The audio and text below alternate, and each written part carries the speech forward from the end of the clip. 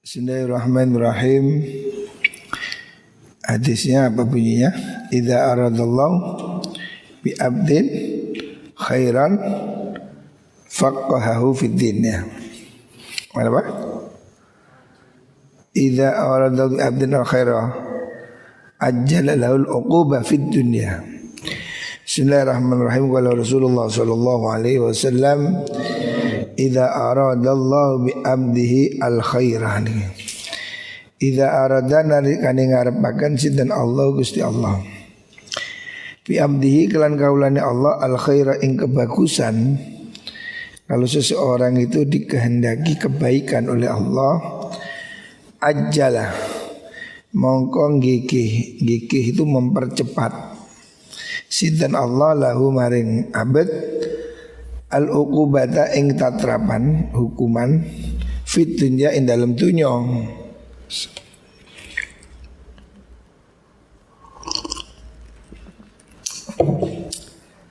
Wa idza arada lan alikane ngarepaken sinten Allah Gusti Allah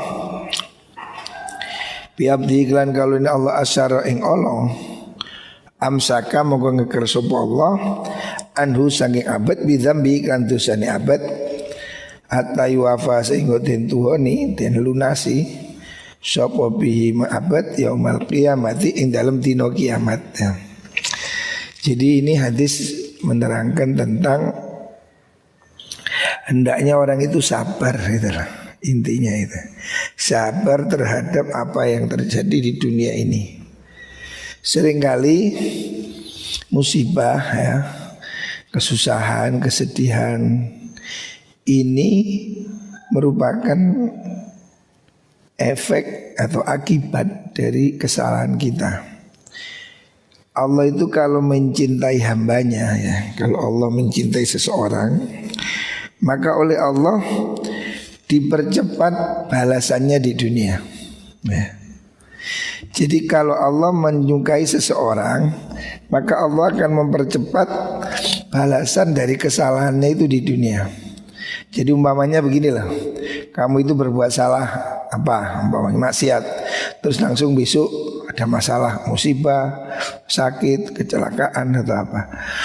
Allah kalau mencintai hambanya, Allah akan percepat balasannya di dunia sehingga nanti di akhirat dia sudah tidak punya salah karena hukumannya sudah dijatuhkan di dunia. Nah, sementara kalau Allah tidak suka atau Allah menjadikan orang itu jelek, kalau Allah menghendaki keburukan pada seseorang, maka Allah biarkan dosanya itu nggak dihukum-hukum sampai dia nanti di akhirat ya, di hari kiamat dia akan mendapat balasan yang setimpal ya. Inilah makanya kamu lihat umpamanya ada orang begini bilang kan, itu orang itu tidak ibadah, tidak apa, bahkan mungkin tidak beriman, tapi kok hidupnya enak. Ada orang kok hidupnya itu enak walaupun dia gak sholat ya. Ya contohnya umpamanya ya apa, orang yang kelakuannya ruwet ya, mungkin wah itu bukan muslim dan bukan orang yang baik ya, hidupnya bergelimang harta, rezekinya lancar ya, sehingga dia sampai punya WC seharga 1 miliar namanya. Bagaimana ada orang punya WC harga 1 miliar itu? Ini kan berarti hartanya sudah gak karu-karuan ya, WC-nya aja 1 miliar ya.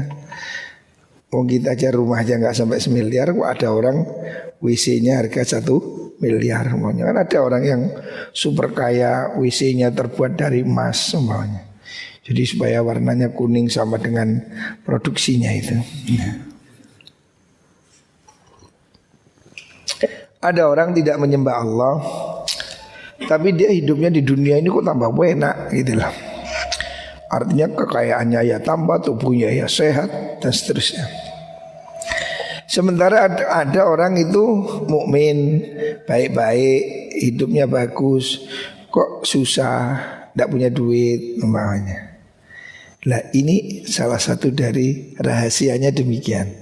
Sebab orang itu kalau tidak disukai Allah ya, itu dosanya memang dibiarkan ya, sehingga dia itu nanti di akhirat siksanya jadi berat.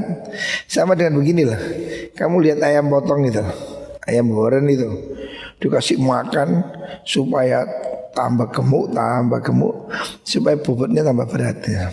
Sehingga kan lekas bisa disembelih ya. Jadi bukan berarti dia dimanja, tapi dia memang sengaja kalau bahasa Jawa itu dilulu ya, diberi fasilitas supaya dia itu semakin dia tidak sadar diri, sehingga nanti dia akan mendapatkan balasan yang berat di akhirat. Sementara orang-orang yang baik itu dosanya di dunia itu segera diingetin. Makanya kalau kita percaya ini, kita ini gak mudah nyalahkan orang ya. Kalau umpamanya hidup ini ada musibah, itu pasti dari kita sendiri ya. Ulama dahulu itu kalau ada masalah hidupnya, dia pasti introspeksi ke diri. Umpamanya jalan kaki, sandalnya pedot, sandal jepit lah, kaplire pedot. Dia gak nyalakan sandalnya, itu sandal di pabrik gak entos, enggak. Dia berpikir ke dirinya, dosa apa yang saya lakukan sehingga hari ini sandal saya putus. Jadi semua kemalangan hidup di dunia ini bagi orang mukmin itu harus menjadi dia introspeksi. Dosa apa ya hari ini saya kok istri saya tiba-tiba galak umpamanya. Istri biasanya manis kok manyun terus. Itu yang diintrospeksi dosanya dia. Allah ini pasti sedang mengingatkan saya dosa saya apa sehingga Allah memberikan saya kesulitan, kesedihan atau sakit pada hari ini. Nah, ini dasarnya hadis ini. Jadi Allah itu kalau mencintai hambanya, segera Allah kasih peringatan, segera Allah kasih hukumannya, supaya nanti di akhirat dia sudah tidak ada urusan gitu. Supaya nanti urusannya selesai di dunia.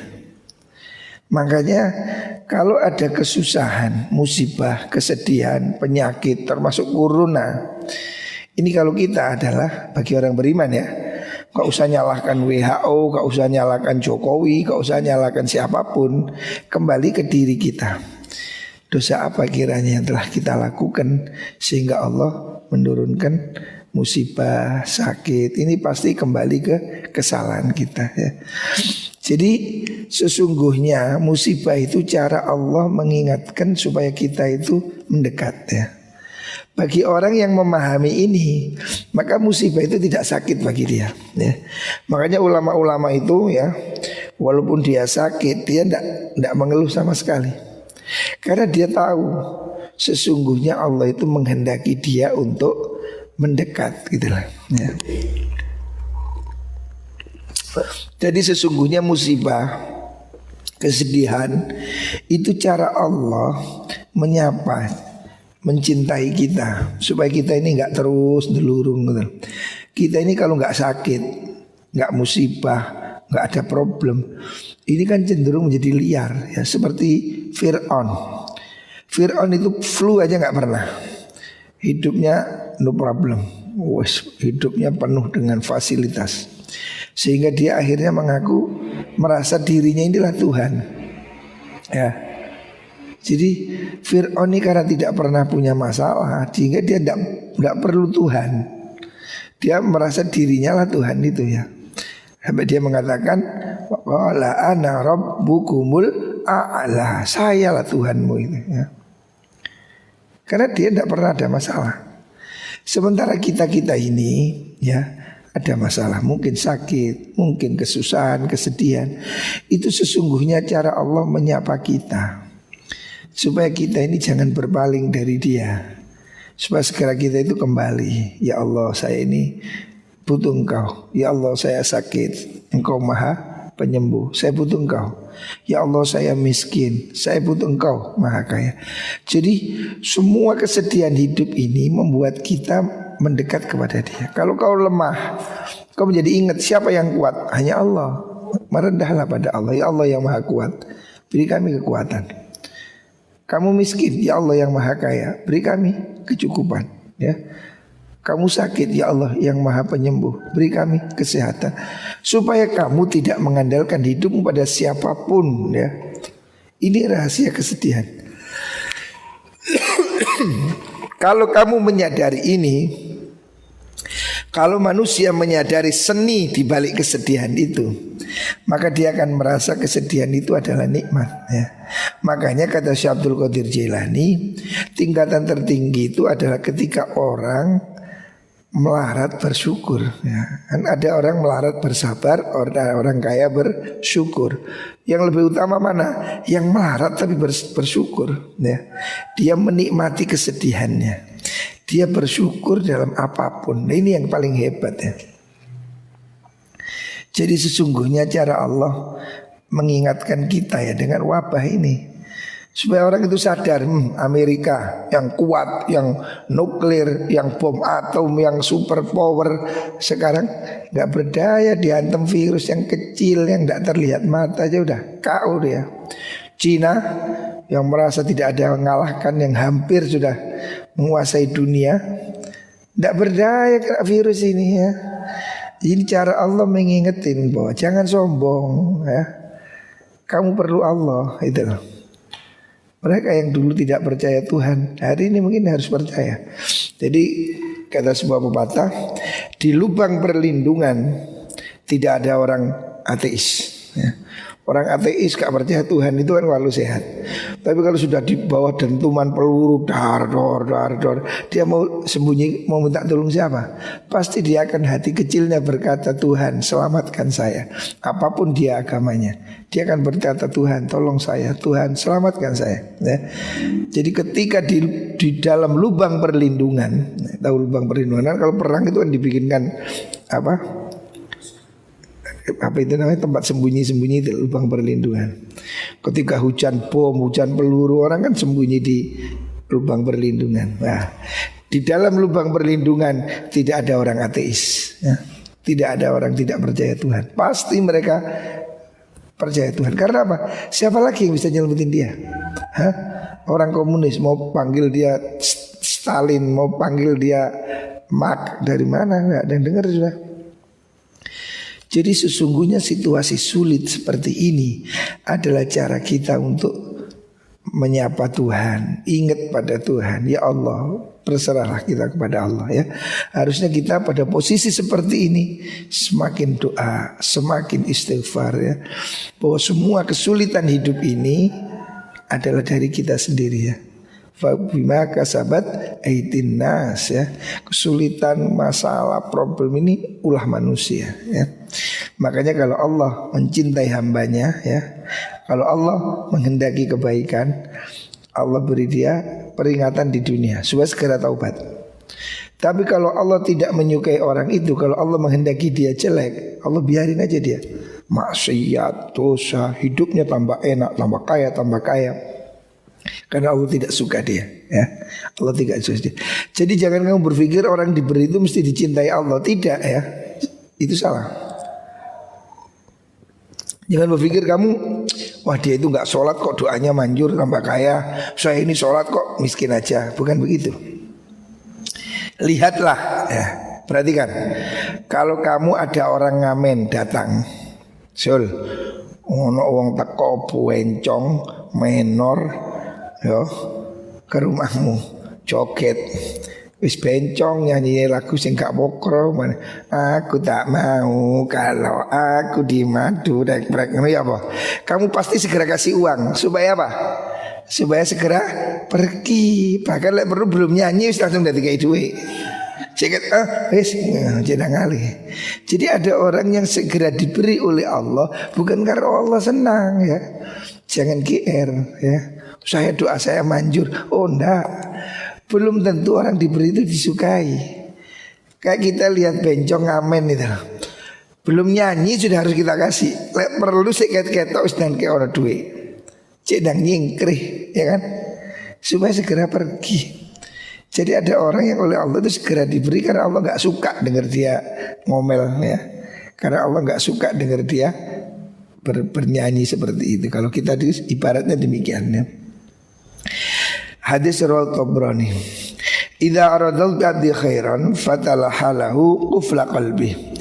Idza arada nalika ngarepaken sinten Allah Gusti Allah bi abdi iklan kalun Allah khairan ing kebagusan. Kalau Allah menjadikan menghendaki kebaikan, fatalahu qufla qalbi. Fataha mongko buka sapa Allah lahu maring wong qufla qalbihi ing gemboke atine wong ya. Orang ini hati kan ada gemboknya. Hati ini ada yang tertutup, ada yang terbuka. Makanya ada orang ini yang gampang dikasih peringatan, ada orang yang gampang menangis, gampang gampang diingetin, gampang bertaubat. Tapi ada orang yang hatinya membatu, ya, diceramai gak mempan, dipukul pun gak mempan. Artinya ada orang yang buandal setengah mati. Karena apa? Hatinya terkunci. Makanya Allah katakan, afala yatadabbarunal Qur'an am ala qulubin aqfaluha. Ada yang hati-hati itu memang terkunci ya. Lah Allah itu kalau menghendaki hambanya menjadi baik, maka Allah buka kunci gembok hatinya ya. Hatinya gemboknya dibuka ya. Nah kalau sudah begitu, waja'ala fihi al-yakin. Wajah alan dadek nasib Allah fihi dalam qalb al yakina ing keyakinan ya, wasid kolan kejujuran. Kalau orang itu hatinya gemboknya dibuka oleh Allah, maka hatinya ini akan penuh keyakinan. Hatinya ini menjadi hati yang kuat ya, yang yakinnya ya. Artinya dia tidak ada keraguan, tidak ada ketakutan dalam hidup ini, karena dia sudah betul-betul meyakini hidup bersama Gusti Allah ya. Dan dia kemudian menjadi as-sidq, dia menjadi hatinya ini penuh kejujuran dalam berbuat, dalam bertindak, dalam beribadah ya. Maka hatinya menjadi bersih ya. Wajalan dadakan sapa Allah qalbahu ing atine wong wa iyan kang bisa madai lima maring perkara salaka kang ngambah sapa wong lumaku sapa wong fihi ing dalem ma. Hatinya ini menjadi bisa mewadahi segala sesuatu. Artinya dia itu bisa mengambil pelajaran dari hidupnya.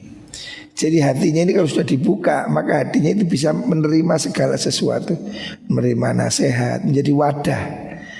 Jadi apa yang masuk ke hatinya itu mancap. Ilmu masuk ke situ, nasihat masuk ke situ ya. Hatinya menjadi wadah karena sudah terbuka. Kalau ini tertutup, gelas ini kalau tertutup diisi kan tidak kena. Tapi kalau terbuka begini diisi masuk ya, ilmu masuk, kesabaran, nasihat, mudah diingatkan ya. Orang itu kalau hatinya terbuka menjadi mudah untuk diisi kebaikan itu. Ada orang yang susah ya, diomongi nggak kena, dimarahi nggak kena, disindir juga apalagi, karena hatinya tertutup ya. Lah orang yang hatinya dibuka oleh Allah, hati menjadi jembar ya. Dia bisa mengambil pelajaran dari masalah kafihi, apa yang dia lakukan dalam hidupnya. Waja'ala qalbahu saliman, waja'ala dadakan sapa Allah qalbahu ing atiriman saliman ingkang selamat ya. Hatinya menjadi salim ya. Qalbun salim itu ya hati yang bersih ya. Yauma la yanfa'u malun wala banun illa man atallaha biqalbin salim ya. Ketika di akhirat itu harta anak enggak ada gunanya semua. Illa man atallaha biqalbin salim ya, hati yang selamat, hati yang bersih ya. Hati yang bertauhid. Walisanahu lan ing lesane wong sadikan ingkang temen. Efek kalau orang hatinya terbuka, gemboknya dibuka Allah, lesannya jujur. Wa khaliqatahu lang ing budi perkertiniman mustaqimatan ingkang jejeg. Efeknya hidupnya menjadi lurus ya. Enggak emosi, enggak ngamuan, enggak wangkot ya. Kalau gemboknya hatinya terbuka, maka dia bisa menerima nasihat, menerima kebaikan ya.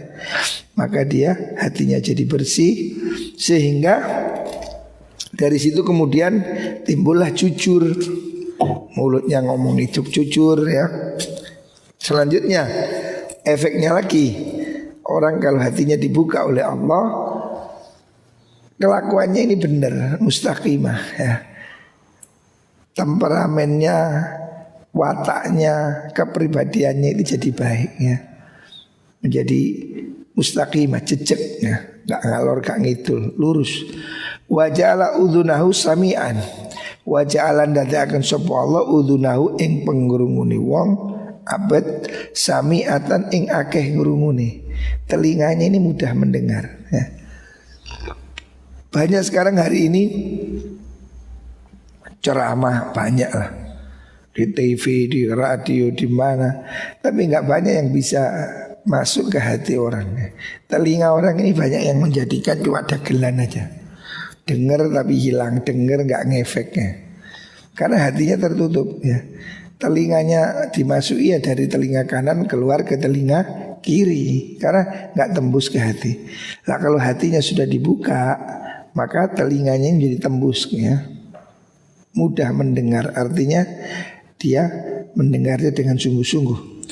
Wa ainahu basiratan, lan dadekaken ing peningali wong basiratan ingkang bisa ningali. Artinya basira ini peninggal hati, peninggal yang bukan melihat dengan mata. Kalau mata orang, banyak orang punya mata tapi tidak bisa melihat.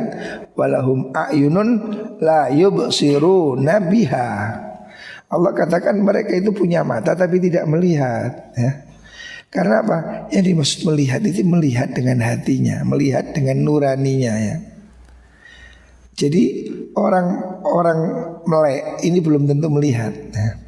Tapi orang buta ada yang bisa melihat. Karena yang dimaksud basir itu penglihatan dengan hati ya, bukan penglihatan dengan mata ya. Makanya orang buta pun bisa melihat hatinya ya, jiwanya bisa melihat ya. Ini yang disebut dengan orang yang hatinya dibuka oleh Allah. Rawahu Syekh An-Nabi Dhar. Allahumma salli Muhammad. Idza aradallah infadha qadaihi.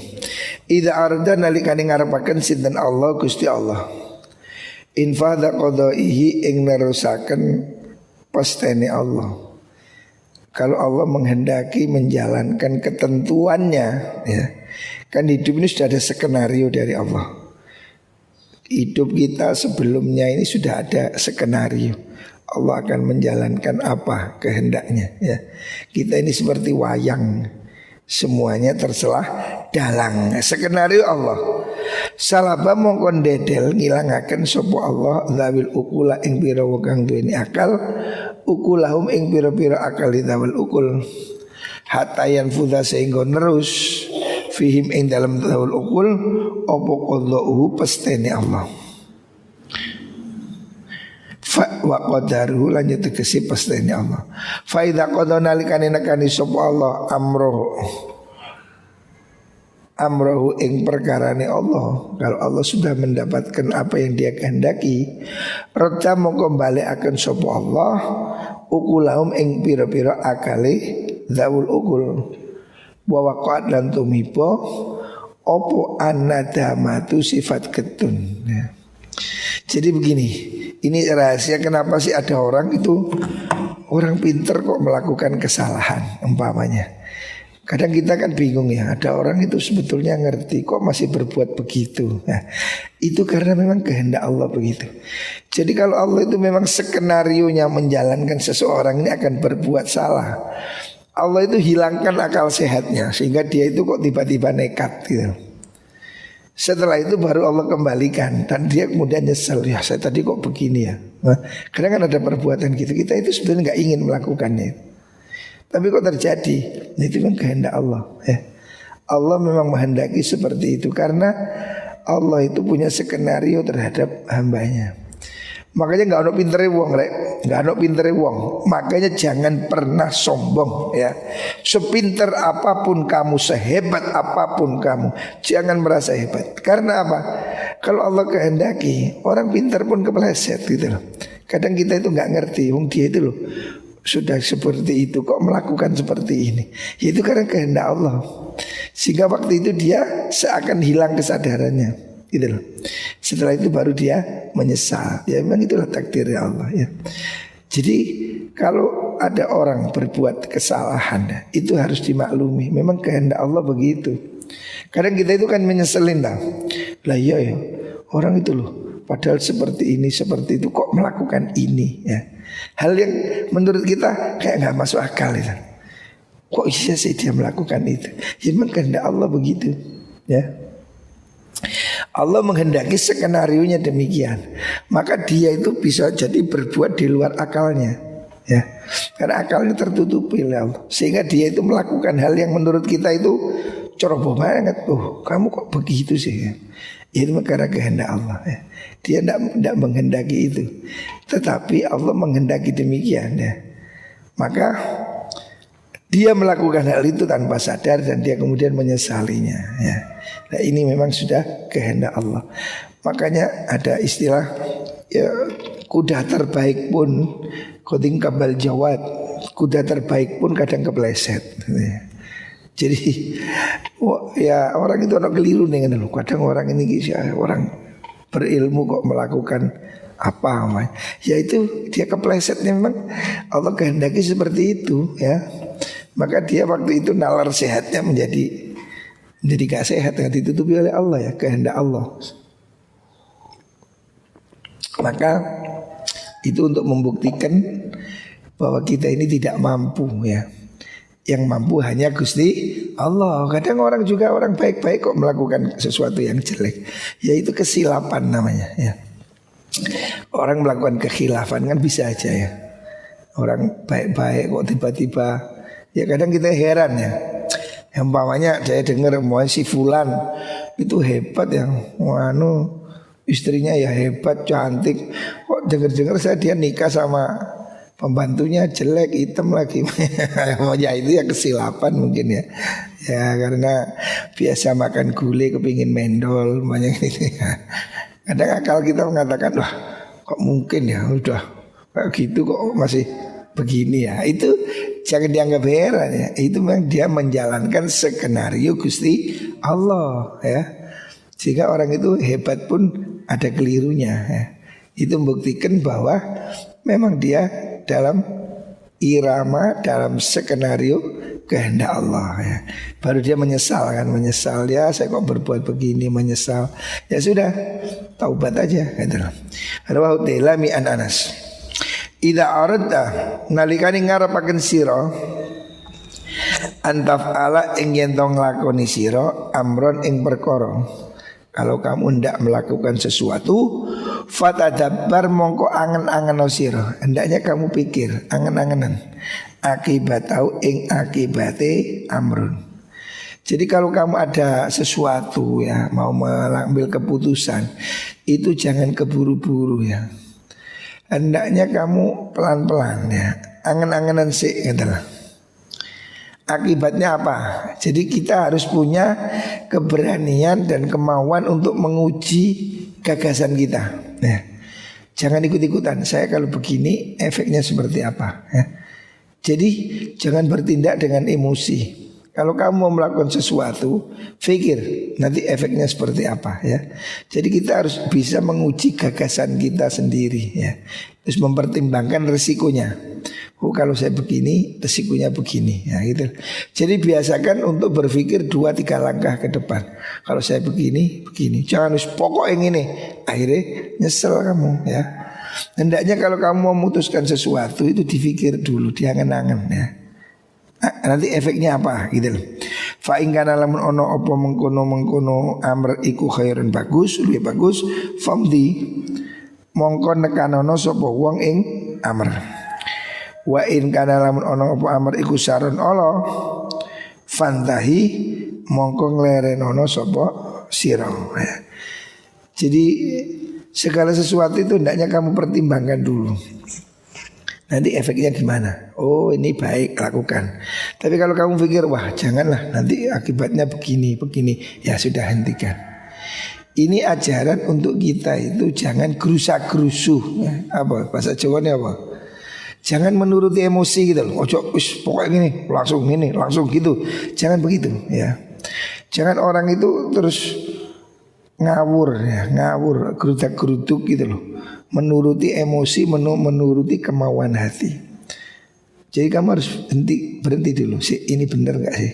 Kalau saya begini betul nggak sih? Ya, pikirkan akibatnya. Ya, jangan bertindak sebelum dipikir ya. Ojo nuruti karepe ati ya. Jadi orang ini harus angen-angen apa yang harus dilakukan ya. Maka pertama itu ya kamu harus menimbangnya secara syariat ya. Ini dosa enggak perbuatan ini ya. Kamu pikir ini secara syariat benar enggak? Oh ini dosa ya sudah jangan dilakukan ya kan. Maka kamu harus ukur dulu. Timbangan yang pertama itu syariah ya. Ini bagaimana sih? Kecuali kalau kamu punya patokan, oh ini memang apa? Dianjurkan oleh ulama umpamanya. Ya kamu harus tahu ya. Terus kamu ukur dengan nafsumu ya. Sesuatu itu kalau disenangi nafsu biasanya itu jelek ya. Oh ini sesuai dengan hawa nafsu, oh, berarti gak bagus ya. Karena kebaikan itu biasanya yang melawan oleh hawa nafsu. Kan nafsu ini ammaratun bisu ya. Maka kamu harus timbang dulu ya. Angen-angen ya. Perbuatanmu angen-angen. Ya apapun ya. Kamu mau apa, memutuskan apapun dalam hidupmu, jangan nuruti emosi ya. Angen-angenan ya. Hendaknya kita berpikir lebih tenang adalah berpikir lebih tenang ya. Berusaha lebih tenang ya. Rawahu Ibnul Mubarak. Idza aradta nalikan ngarekap marapakan sira amron yang berkoro. Kalau kamu mau melakukan sesuatu, fa'alaika menetapono sira, hendaknya kamu selalu bita'udati kalawan alon-alon. Kalau kamu mau melakukan sesuatu itu alon-alon ya kan ya. Bukan mundur alon-alon ya. Alon-alon dari artinya pikiran sih ya. Ini benar enggak ya? Jadi kamu ada problem ini apa? Dipikir, jangan asal berbuat ya. Pikir dulu. Alon-alon ya.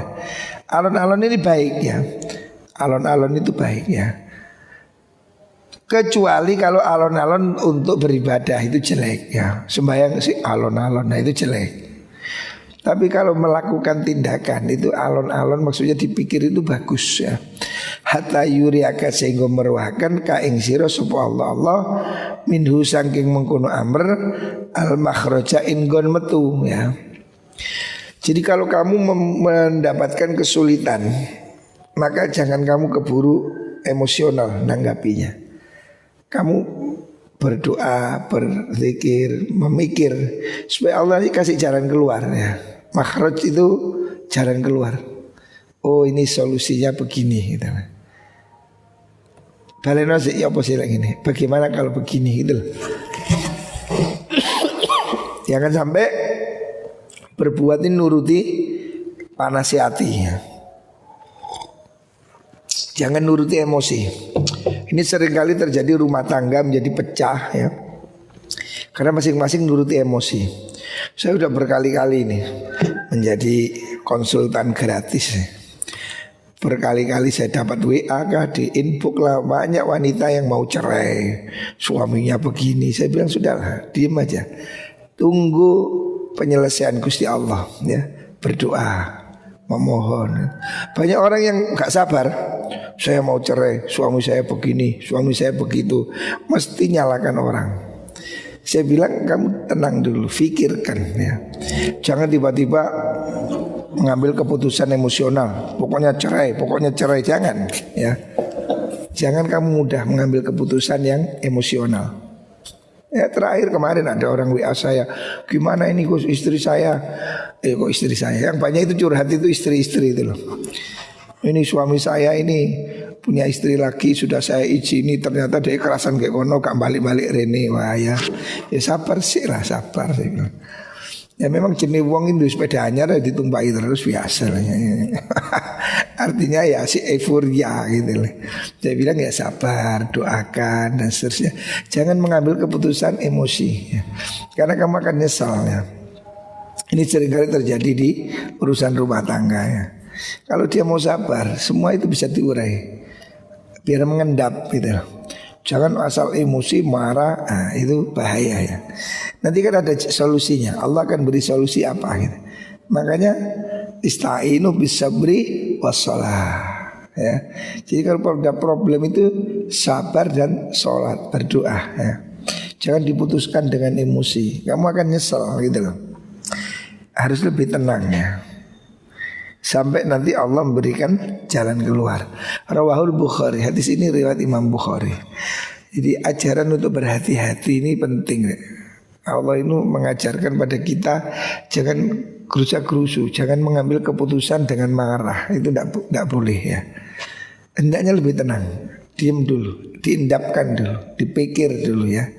Apalagi hal yang penting ya. Jangan mengambil keputusan secara emosi ya. Idza arada. Sekarang idza aradta nalikane ngarepaken sapa sira ya. Tapi yang saya katakan tadi alon-alon ini kalau untuk sesuatu yang ini ya, untuk sesuatu problem ya, urusan duniawi ya. Tapi kalau urusan akhirat itu jangan alon-alon ya. Jangan dikepiau ya. Kon gak sembahyang sih alon-alon, jangan begitu. Kon kok gak ndang balik nang pondok alon-alon, bukan begitu ya. Alon-alon yang dimaksud itu untuk urusan duniawi. Kalau urusan akhirat, yo fastabiqul khairat, lebih cepat lebih baik. Ya, jangan alon-alon ini untuk hal-hal yang bukan urusan akhirat. Tapi kalau kebaikan, ya ojo si alon-alon, sembahyang si alon-alon, ngaji alon-alon, bukan begitu ya. Kalau untuk kebaikan dalilnya lain, fastabiqul khairat wasari'u ila maghfiratim mir rabbikum. Sari'u cepat-cepat ya. Kalau untuk taubat cepat-cepat, ojo alon-alon. Kalau enggak taubat alon-alon, bukan. Kalau untuk taubat, untuk kebaikan sing cepat wasari'u ya. Dalil dewe kenal ya. Jadi kalau urusan duniawi kamu pikir ya. Tapi lek kate sedekah aja alon-alon urung kok. Sedekah ora wis ngono kalian kasih tahu. Lek untuk hal yang kebaikan cepetno ya. Idza aradta amran fa'al beliau. Idza aradta an tadhkura uyuba ghairika fadhkur uyuba nafsik ya. Rasulullah sallallahu alaihi wasallam ngajarin kita kalau kamu ingin idza aradta nalikane ngarepno sira antadkura ing yen to nutur sira, kalau kamu mau ingin menyebutkan uyuba ghairika ing celone liya sira, kalau kamu ingin mengerasani menggunjing menyebut kejelekan orang, fadzkur pikiran fadzkur ilingo sira uyuba nafsika ing celone awak sira ya. Ini hadis riwayat Imam Ar-Rafi. Artinya jangan kamu ini ngoreksi orang, jangan kamu sibuk mikiri kesalahan orang lain ya. Orang ini semua punya salah ya. Kita juga pasti punya salah. Kalau kamu punya mata, orang lain juga punya mata ya. Jadi kalau kamu mau ingin menjelek-jelekin orang, kalau kamu punya keinginan menyebut kejelekan orang, ingatlah bahwa kamu juga pasti punya kejelekan ya.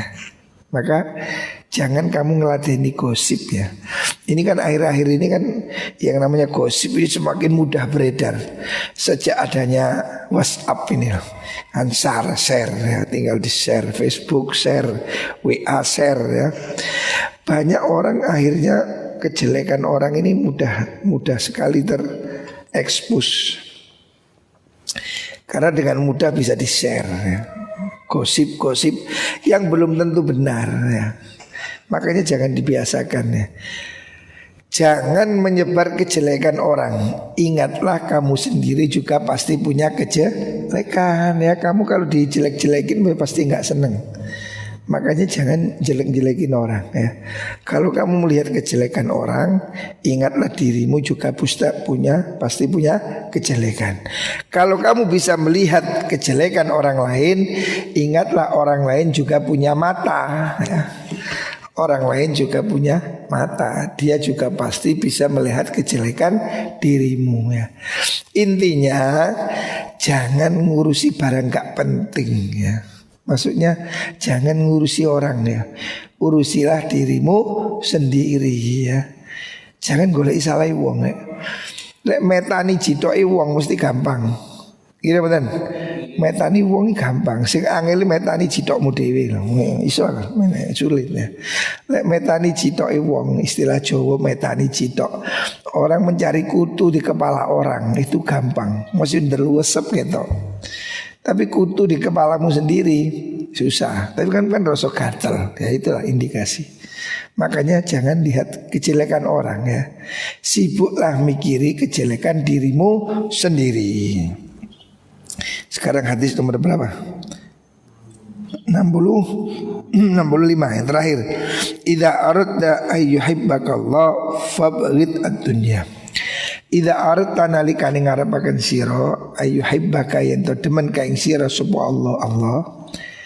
Kalau kamu ingin dicintai Allah,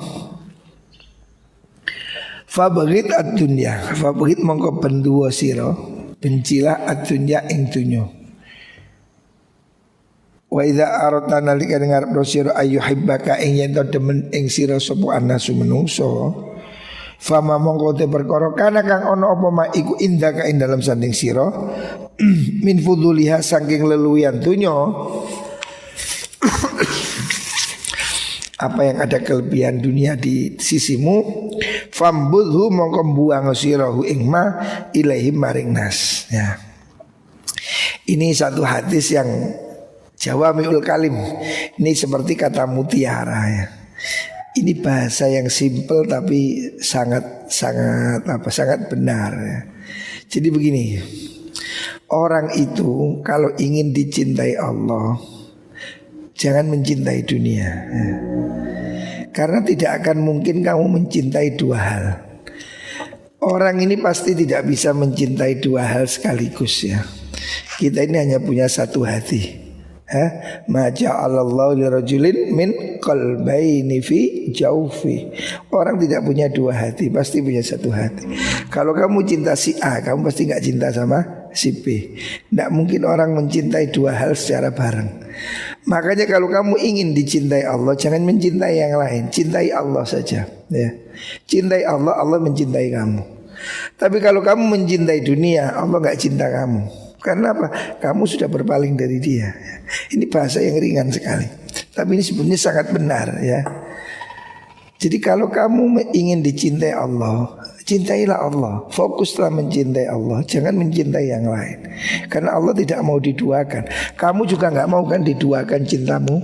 Pacarmu mencintai kamu dan mencintai temanmu. Kamu mau gak? Hah? Oh enak. Untukmu 50, untuknya 50 Pak Salome jenenge. Kamu pasti tidak suka diduakan. Allah juga begitu, Allah tidak suka diduakan. Kalau kau cintai Allah, cintai Allah. Jangan cintai dunia ya. Jangan cintai dunia. Bukan berarti orang itu harus kere, bukan. Tidak cinta itu maksudnya hatinya ini jangan ke situ, hatinya pada Allah. Dunia bisa ada tapi di tangannya, jangan cuma ada di hatinya ya. Dijatuhkan Imam Hasan al-Basri pernah ditanya ya. Jadi begini, ada kiai kok kaya apa cinta dunia? Belum tentu miskin pun bisa jadi kedunian ya. Jadi cinta dunia ini ukurannya bukan kaya atau miskin ya.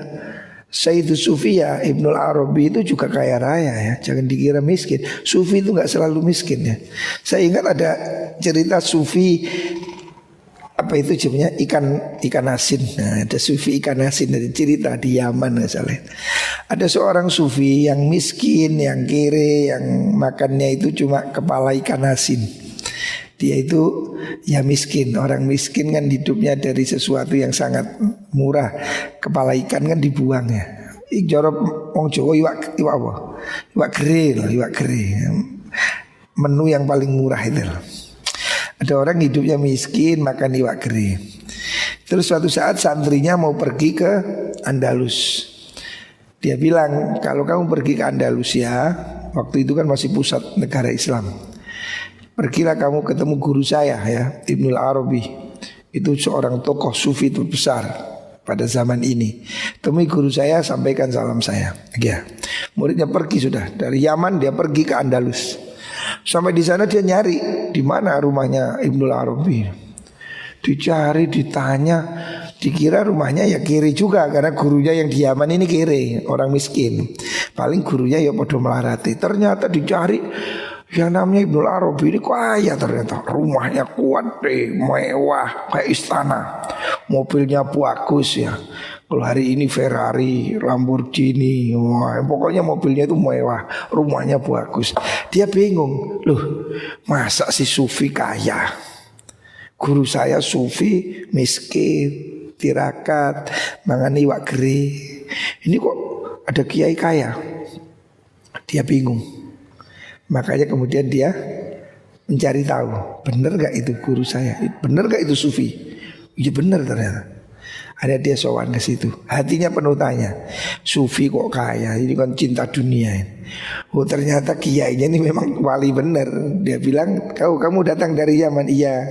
Kiai, saya nyampaikan salam guru saya. Apa kata Ibnul Arabi? Ya, sampaikan salam pada gurumu ya. Sampai kapan dia itu cinta dunia? Wah kaget dia. Guruku melarat kok bilang cinta dunia. Ini gak gila ini ya. Sampai kapan dia akan mencintai dunia di hatinya? Bingung dia. Wah ini orang enak aja ngomong dia kaya raya mewah, kok mencaci guru saya miskin dibilang cinta dunia, kedunian. Bingung. Akhirnya dia balik lagi ke negaranya. Ketemu gurunya dia gak berani ngomong.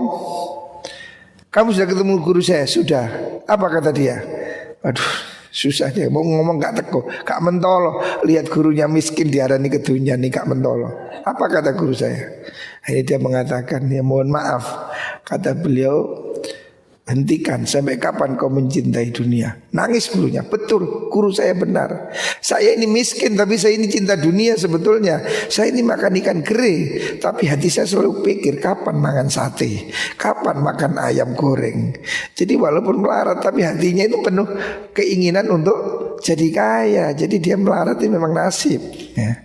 Makanya dia ditegur cinta dunia. Lah sementara dia yang kaya itu hatinya tidak ada dunia di situ. Jadi artinya tidak cinta dunia ini bukan berarti harus miskin ya. Kedunian yang nggak boleh. Kedunian ini mencintai dunia melebihi Gusti Allah. Ini yang nggak boleh. Ada diceritakan orang mengkritik Imam Ghazali ketika itu dia mempunyai angan-angan. Ini Imam Ghazali ini kok hidupnya ya berkecukupan lah, bukan mewah. Sufi ini kan harusnya miskin. Imam Ghazali ketika dia datang dibilang, kamu jangan kedunian. Kaget deh, kok aku sih diarani kedunian. Kamu di rumahmu ada kendi jelek aja kamu taleni. Jadi walau miskin pun juga kedunian. Nyata nih kondui kendi elek kok taleni, kok hilang. Berarti kamu kan hatimu ya punyanya itu kamu pikir. Jadi bukan berapa banyak, tapi berapa yang ada di hatimu gitu. Kedunian itu mencintai dunia dan membuat dia lalai, lupa dari Allah. Bukan tidak boleh kaya ya. Jangan dikira sufi harus miskin. Banyak sufi kaya, banyak ya. Sahabat Nabi yang 10 dijamin surga itu yang 7 kaya ya. Jadi sufi itu tidak harus miskin ya. Maka itu Imam Hasan Basri mengatakan perumpamaan orang sufi kaya ya, orang yang dunia tidak ada di hatinya ya. Ada orang muskil. Bagaimana orang sufi kok bisa kaya? Akhirnya dia diajak, dikasih contoh. Jalan waktu itu di Baghdad kan masih berupa jalan batu. Dia diajak, ayo kamu sini ikut saya. Naik kereta kuda. Terus dikasih gelas penuh air. Gelas ini kamu pegang, udah penuh. Terus apa? Kamu ini tak ajak jalan-jalan keliling Baghdad, dan saya ini bawa uang 1 peti. Selama perjalanan kamu hitung uang ini berapa, nanti kamu boleh ambil. Tapi gelas yang kamu pegang jangan sampai tumpah. Siap, jalan sudah. Begitu jalan, naik kuda, bukan ini jalan kuti kutangan, belum ada jalan tol, jalannya pukulan. Sehingga dia sibuk megangi gelas, ya kan perintahnya tidak boleh kutah. Jadi bingung terus ngene terus. Akhirnya dia itu konsentrasi ke sini. Sampai tujuan ditanya, kamu tadi sudah hitung uang berapa? Gak sempat, kenapa? Nah saya takut gelasnya kutah, katanya gak beli kutah ya. Saya begini tadi terus begini. Jadi duit di depanmu gak kamu hitung? Ya enggak, kalau ini saya lepas ini kutah kalau saya ngambil uang. Tahu kamu ya? Iya. Kamu tadi lihat gak di sana ada kebun-kebun bagus? Enggak, kenapa? Nah saya sibuk lihat gelas takut kutah. Yang sana ada cewek bahenol cantik-cantik kamu lihat. Enggak lihat, kenapa? Ya saya sibuk gelas kutah. Ya seperti inilah para kekasih Allah. Jadi walaupun dunia ada di tangannya, tapi dia sibuk menjaga gelasnya. Dia sibuk menjaga hatinya. Maka dunia pun tidak tampak di dia ya. Kamu tadi di kereta padahal sudah lewat pemandangan, lewat pasar, banyak orang cantik, banyak kebun, tidak sempat lihat. Karena apa? Sibuk dengan menjaga gelas ini. Nah para sufi itu begitu, hatinya itu sibuk dengan Allah, menjaga gelasnya tidak tumpah. Kekayaan ada pada dia tapi tidak di hati. Kekayaan ada di tangan, ada di luar ya. Jadi sufi itu tidak harus miskin ya, jangan salah paham. Tetapi yang tidak boleh itu cinta dunia.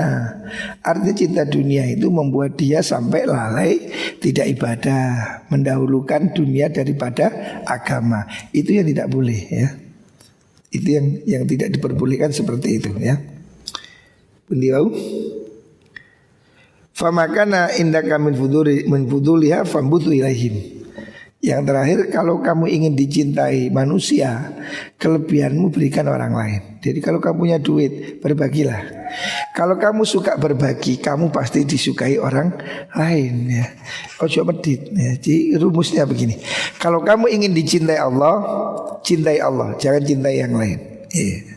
Kalau kamu ingin dicintai manusia, berilah mereka ya. Apa kamu punya kelebihan, berikan. Kalau kamu suka memberi, pasti disukai orang ya. Tangan yang menjulurkan bunga ikut berbau harum ya. Artinya orang yang memberi ini pasti disukai orang ya. Manjada sada. Siapa orang dermawan, dia akan disukai orang, akan jadi pemimpinnya. Apalagi hari ini kamu lihatlah, kepala desa aja kalau nggak bagi sembako ya nggak dipilih sama orang. Lihat kalau musim kampanye itu kan, beras bertaburan di mana-mana. Karena orang ini secara naluri suka diberi ya. Ya walaupun itu tidak benar ya, money politik itu tidak bagus. Tetapi ini psikologi orang. Orang itu kalau diberi menjadi senang ya.